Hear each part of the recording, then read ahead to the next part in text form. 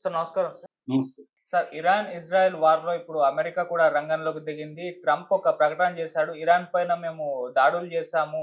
ఎక్కడ అణ్వాయుధాలు నిల్వలున్నాయో వాటన్నిటిని కూడా పేల్చేసామంటూ కూడా ఆయన ఒక ప్రకటన అయితే రిలీజ్ చేయడం జరిగింది. మరి ఏం జరిగిందసలు? ఏ స్థాయిలో ఈ డ్యామేజ్ చేశారు ఇరాన్ పైన? మరిప్పుడు ఇరాన్‌కు మద్దతుగా ఇటు రష్యా, చైనా ఏమన్నా రంగంలోకి దిగుతాయా? ఈ దాడుల తర్వాత ఇటు ఇరాన్ ఏం చేయబోతుంది? ఇజ్రాయెల్ ఏం చేయబోతుంది? ఆయన వార్నింగ్ కూడా ఇచ్చారు. శాంతికొస్తే ఓకే. లేదంటే మళ్ళీ దాడులు చేస్తామని కూడా ట్రంప్ వార్నింగ్ ఇస్తున్నారు. మరి శాంతి వచ్చే అవకాశం ఏమన్నా కనిపిస్తుందా? ఓవరాల్‌గా దీని గురించి ఏం చెప్తారు?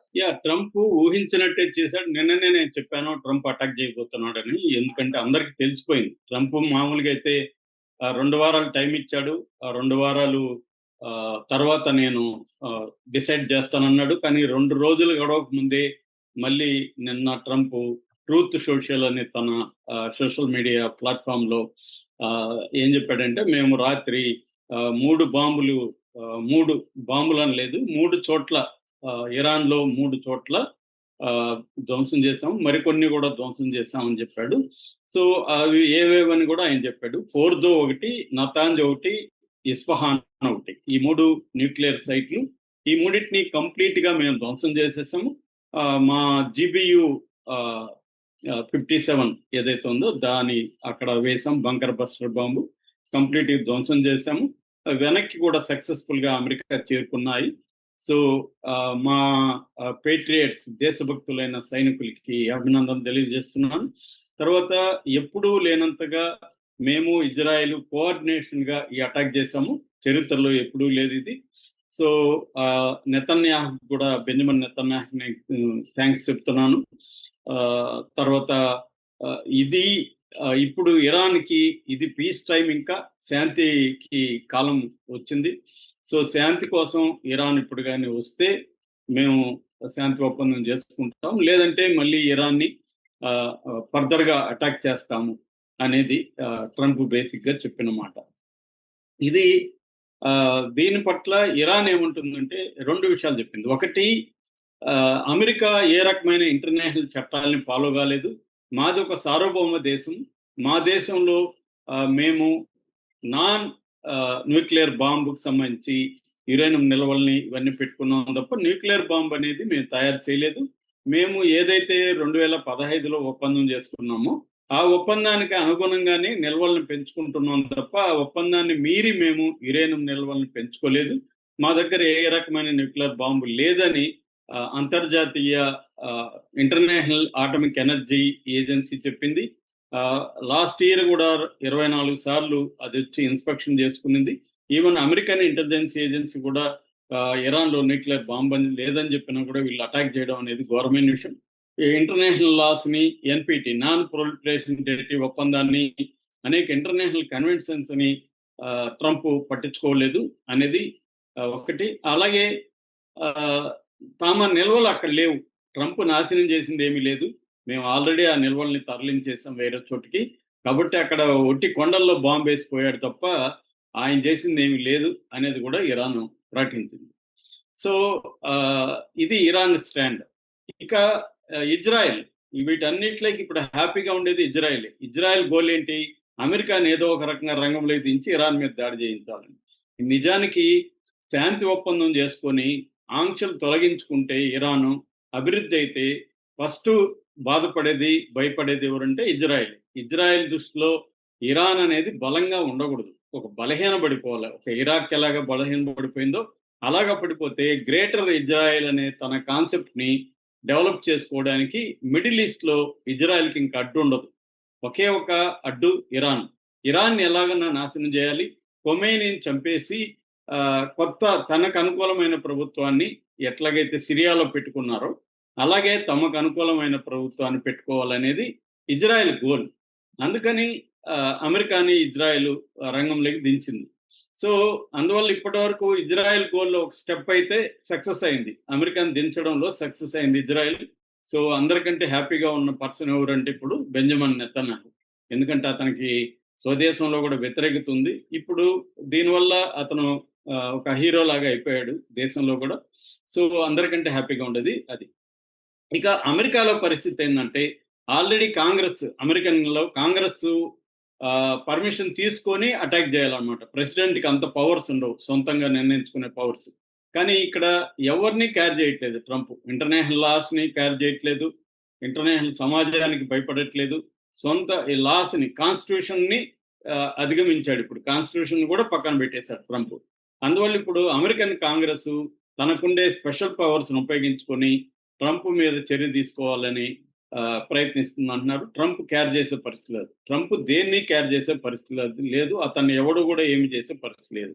ఎందుకంటే ఇంటర్నేషనల్ చట్టాలను ఉల్లంఘించిన వాళ్ళని ఎవరు శిక్షించాలి? ఇంటర్నేషనల్ సంస్థలు శిక్షించాలి. ఆ ఇంటర్నేషనల్ సంస్థలకి కోరలు ఏమీ లేవు. వీటిని శిక్షించే అధికారం లేదు. లేకపోతే నెతన్యాహుని ఇంటర్నేషనల్ క్రిమినల్ కోర్టు ఎప్పుడూ అతన్ని వార్ క్రిమినల్ గా డిక్లేర్ చేసింది. 56,000 మంది ప్రాణాలు తీశాడు, అందులో సగం పైన పిల్లలు అని చెప్పి. అయినా కూడా అతను ఏం చేసుకోలేకపోతుంది. అతను హీరోగా వెతుకుతున్నాడు తప్ప ఏం లేదు. ఇప్పుడు ఇరాన్ ఏం చేయబోతుంది, అట్లాగే చైనా, రష్యా ఏం చేయబోతాయి? ఎందుకంటే ఇరాన్ మొన్నటి వరకు ఏం చెప్పిందంటే మా దేశం మీద అమెరికా గాని అటాక్ చేస్తే తీవ్ర పరిణామాలు ఉంటాయని ఇరాన్ చెప్పింది. అట్లాగే హిజ్బుల్లా, తర్వాత హౌతీ, యెమెన్లో హౌతీలు, షియా మిలిషియా గ్రూపులన్నీ కూడా హెచ్చరించాయి. మా మా ఇరాన్ మీద దాడి చేస్తే మేమంతా కూడా ఈ మిడిల్ ఈస్ట్ లో ఉండే అమెరికా బలగాల మీద, అమెరికా ఎయిర్ బేసెస్ మీద, నేవీ బేసెస్ మీద, గ్రౌండ్ ఫోర్సెస్ మీద మేము అటాక్ చేస్తామని ప్రకటించారు. ఎందుకంటే మిడిల్ ఈస్ట్ లో మొత్తం 19 ప్రాంతాల్లో అమెరికా ఒక 50,000 మంది సైన్యాన్ని ఇక్కడ దించి ఉంది. సో అమెరికా బలగాలు ఉన్నాయి, ఎయిర్ క్రాఫ్ట్ ఉంది, నేవీ బలగాలు ఉన్నాయి. సో వీటన్నిటి మీద ఇప్పుడు ఇరాన్ దాడి చేస్తుందా? తన యాక్సిస్ ఆఫ్ రెసిస్టెన్స్ అంటే హిజ్బుల్లా, హౌతీలు వీళ్ళ ద్వారా తన మూకుమ్మడి దాడి చేస్తుందా? లేకపోతే ట్రంప్ పిలుస్తున్నట్టుగా శాంతి చర్చలకు వెళ్తుందా? నిజానికి ఇరాన్ విచిత్రం ఏంటంటే ఇరాన్ దగ్గర అణుబాంబు లేదు. ఇరాన్ ఎన్పిటిలో, నాన్ ప్రొలిఫరేషన్లో సంతకం చేసింది. ఇంటర్నేషనల్ అటామిక్ ఎనర్జీ ఏజెన్సీ తన దేశంలో ఇన్స్పెక్షన్ కి ఇరాన్ ఒప్పుకునింది. వాళ్ళు ఇన్స్పెక్షన్ చేస్తూనే ఉన్నారు. మరోవైపు 2015లో ఈ ఒక ఒప్పందాన్ని కూడా చేసుకున్నారు. ఇరాను, తర్వాత అమెరికా, యూకే, రష్యా, చైనా, ఈ దేశ ఫ్రాన్స్, జర్మనీ, ఈ దేశాలతో కలిసి ఒక ఒప్పందం చేసుకున్నారు. ఆ ఒప్పందం నుంచి బయటకు వెళ్ళింది ట్రంపే. మళ్ళీ ఇప్పుడు చర్చలకు పిలుస్తుంది ట్రంపే జూన్లో. ఆ చర్చలను 5 సార్లు ఇరాన్కి సంబంధించిన ఫారిన్ మినిస్టర్ అబ్బాస్ అరాక్చి వెళ్ళాడు. 5 సార్లు అయిపోయి 6వసారి జూన్ 15 ఉంది. సో ఇరాన్ ఎప్పుడు నేను చర్చలకు రానలేదు, మీరు నా దేశంలో వచ్చి ఇన్స్పెక్ట్ చేయొద్దని అనలేదు, అన్నిటికీ ఓకే చెప్తుంది ఇరాన్.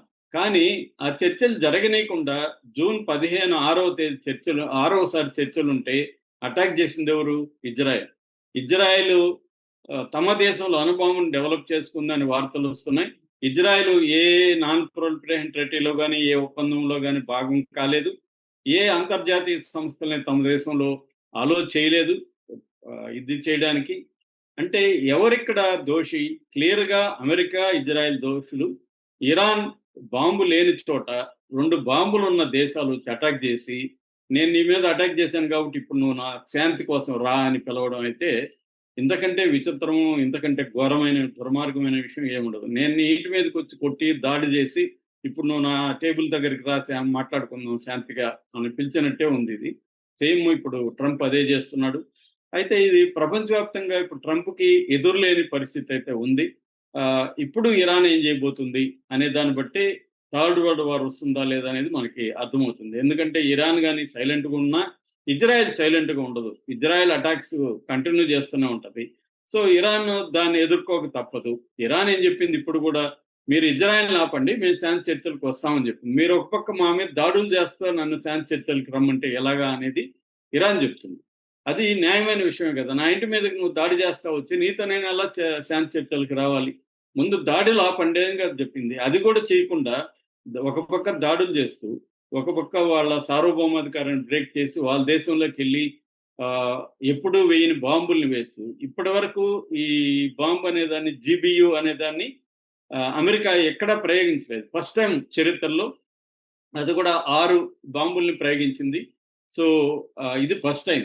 అసలు ఏమీ నిల్వలేని చోట ప్రయోగించి సక్సెస్ అని చెప్పుకోవడం కూడా ట్రంప్కే చెల్లింది. అంటే ఏమీ లేని చోట కూడా మేము పొయ్యేసి మేము చంపేసాం, నరికేసాం, ధ్వంసం చేసేసాం, సక్సెస్ అయిపోయినామని చెప్పుకోవడం నిస్సిగ్గుగా ఒక ట్రంప్కే చెల్లింది. ఇది మొత్తం ప్రపంచం అంతా నివ్వెరపోయి విచిత్రంగా చూస్తుంది. వీడెవడరా ట్రంప్, అసలు వీడు ఎంత ఘోరంగా బిహేవ్ చేస్తున్నాడని. అమెరికా ఏం చేసుకోలేకపోతుంది, మిగతా దేశాలు కూడా ఏం చేసుకోలేకపోతున్నాయి. ఇప్పుడు ఇరాన్ ముందు ఒకటి సరెండర్ అయ్యి ట్రంప్ చెప్పినట్టు వినడం, అట్లా చెప్పినా కూడా ట్రంప్ మళ్ళీ అటాక్ చేయడానికి కూడా గ్యారంటీ లేదు. అందుకని రెండోది ఏంటంటే రహస్యంగా అణుబాంబు తయారు చేసుకోవడం. ఎందుకంటే అణుబాంబు కానీ ఉంటే ధైర్యం చేసేవాళ్ళు కాదు. ఇప్పుడు పాకిస్తాన్ మీద ధైర్యం మనం కూడా ఎందుకు ఫుల్ టైం యుద్ధానికి ధైర్యం చేయట్లేదు? పాకిస్తాన్ దగ్గర అణుబాంబు ఉంది. రేపు పొద్దున పాకిస్తాన్ అణుబాంబు వేసే అవకాశం ఉంది. అదే ఇజ్రాయెల్ కూడా పాకిస్తాన్ జోలికి వెళ్ళదు, ఎందుకంటే అణుబాంబు ఉంది కాబట్టి. ఇరాన్ కూడా ఇప్పుడు అదే థింక్ చేసే అవకాశం ఉందని ఇంటర్నేషనల్ అనలిస్టులు చెప్తున్నారు. ఎట్లాగో మన మీద దాడులు తప్పదు, మనం అణుబాంబు తయారు చేసుకుంటే అప్పుడు వీళ్ళు మన దేశం మీదకి రారు అనే ఒక గుణపాఠాన్ని ట్రంప్ ఇప్పుడు నేర్పించినట్టుగా అనుకుంటున్నారు. ఏం జరగబోతుందనేది చూడాలి. Okay sir, thank you so much.